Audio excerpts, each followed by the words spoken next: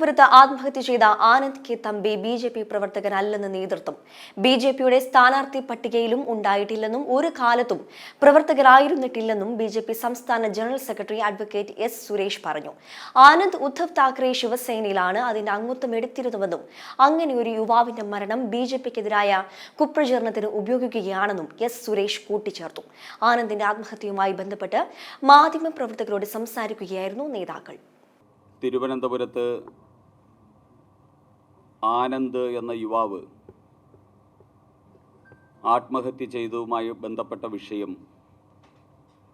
അങ്ങേയറ്റം ദുഃഖകരമായിട്ടുള്ള ഒന്നാണ്. അദ്ദേഹത്തിൻ്റെ ആത്മാവിൻ്റെ നിത്യശാന്തിക്കായി പ്രാർത്ഥിക്കുന്നു. ആ കുടുംബത്തിനും അദ്ദേഹത്തിൻ്റെ സുഹൃത്തുക്കൾക്കും ഇടയും ദുഃഖത്തിൽ ഭാരതീയ ജനതാ പാർട്ടി പങ്കുചേരുകയാണ്. ദൗർഭാഗ്യകരമായിട്ടുള്ള ഇത്തരത്തിലുള്ള വിഷയങ്ങൾ രാഷ്ട്രീയ പ്രചരണത്തിനായിട്ട് ദുരുപയോഗം ചെയ്യുന്ന നീചമായ സമീപനങ്ങൾ മുഖ്യധാര രാഷ്ട്രീയ പാർട്ടികളും ഉത്തരവാദിത്തപ്പെട്ട മന്ത്രിമാരും നേതാക്കന്മാരും അവസാനിപ്പിക്കണമെന്നാണ് ബി.ജെ.പിക്ക് അതിനെ സംബന്ധിച്ച് പറയാനുള്ളത്.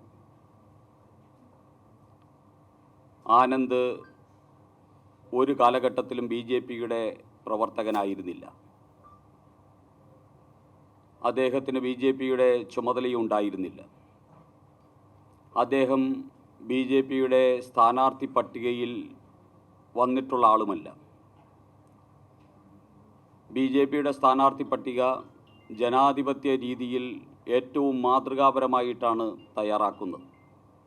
അതിനെ സംബന്ധിച്ച് ഇന്നലെ പാർട്ടിയുടെ ജില്ലാ അധ്യക്ഷൻ കേരള സമൂഹത്തിനോട് വളരെ വ്യക്തമായിട്ട് പറഞ്ഞു കഴിഞ്ഞു. ഞങ്ങൾ താഴെ തലത്തിൽ വാർഡ് തലത്തിൽ ഞങ്ങളുടെ പ്രവർത്തകർ ഒരുമിച്ചിരുന്ന് തയ്യാറാക്കുന്ന ലിസ്റ്റാണ് മണ്ഡലം തലത്തിലുള്ള സ്ക്രൂട്ടിനിക്ക് ശേഷം ജില്ലാതലത്തിലുള്ള വിലയിരുത്തലിന് ശേഷം സംസ്ഥാന അധ്യക്ഷൻ്റെ അനുവാദത്തോടു കൂടി പ്രഖ്യാപിക്കുന്നത്. ഇത്രയും ജനാധിപത്യപരമായിട്ടുള്ള ഒരു പ്രക്രിയ ബി.ജെ.പിയിലല്ലാതെ മറ്റൊരു രാഷ്ട്രീയ പാർട്ടിയിലും നടക്കുന്നില്ല എന്ന് ബി.ജെ.പിക്ക് അഭിമാനത്തോട് പറയാൻ സാധിക്കും. അത്തരത്തിലുള്ള ഒരു പ്രക്രിയയിലും ആ യുവാവിൻ്റെ പേര് വന്നിട്ടില്ല.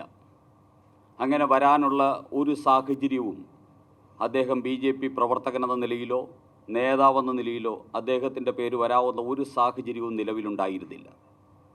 മാത്രമല്ല, അദ്ദേഹം ശിവസേന എന്ന് പറയുന്ന ഉദ്ധവ് താക്കറെയുടെ ശിവസേനയിൽ, അതായത് ഇന്ത്യ മുന്നണിയോടൊപ്പം പിണറായി വിജയൻ്റെ മാർക്സിസ്റ്റ് പാർട്ടിയുടെയും വി.ഡി. സതീശൻ്റെ കോൺഗ്രസിൻ്റെ, ശിവൻകുട്ടിയുടെ CPM-ൻ്റെയും കെ. മുരളീധരൻ്റെ കോൺഗ്രസിനോടൊപ്പം നിൽക്കുന്ന ശിവസേനയുടെ ഉദ്ധവ് താക്കറെയുടെ അംഗത്വമെടുത്ത് സ്വീകരണം ഏറ്റുവാങ്ങി അതിൻ്റെ സ്ഥാനാർത്ഥിയാകാൻ തീരുമാനിച്ച് അതിൻ്റെ ഇലക്ഷൻ കൺവെൻഷനും ഓഫീസ് ഉദ്ഘാടനവും ഉൾപ്പെടെയുള്ളത് തീരുമാനിച്ചു എന്നും പത്രമാധ്യമങ്ങളിലൂടെ വന്ന വിവരമാണ്.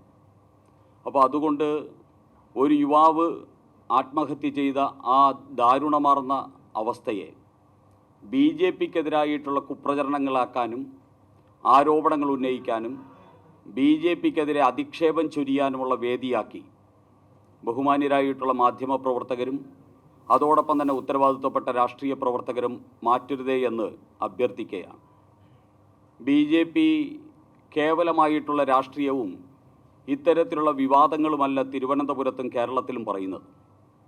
ബി.ജെ.പി. പറയുന്നത് വികസിത അനന്തപുരിയെക്കുറിച്ചാണ്, വികസിത കേരളത്തെക്കുറിച്ചാണ്. അങ്ങനെ ബി.ജെ.പി. വികസിത അനന്തപുരിയെക്കുറിച്ച് പറയുമ്പോൾ, വികസിത തൃശ്ശൂരിനെക്കുറിച്ച് പറയുമ്പോൾ, വികസിത കേരളത്തിനെക്കുറിച്ച് പറയുമ്പോൾ കഴിഞ്ഞ 70 വർഷക്കാലമായിട്ട് ഇടതുപക്ഷത്തിൻ്റെയും വലതുപക്ഷത്തിൻ്റെയും പിടിപ്പുകേടിൻ്റെ ഫലമായിട്ട് ദുരന്തമനുഭവിക്കുന്ന കേരളത്തിലെ മുഴുവൻ ജനതയും ശ്രീ രാജീവ് ചന്ദ്രശേഖർ പറയുന്ന വികസിത കേരളത്തിനോടൊപ്പം ജാതിക്കും മതത്തിനും രാഷ്ട്രീയത്തിന് പോലും അതീതമായി വന്നുകൊണ്ടിരിക്കുന്ന സാഹചര്യമാണ്. ഈ സാഹചര്യം ഇവിടുത്തെ കമ്മ്യൂണിസ്റ്റുകാർക്കും കോൺഗ്രസ്സുകാർക്കും ദഹിക്കുന്നില്ല.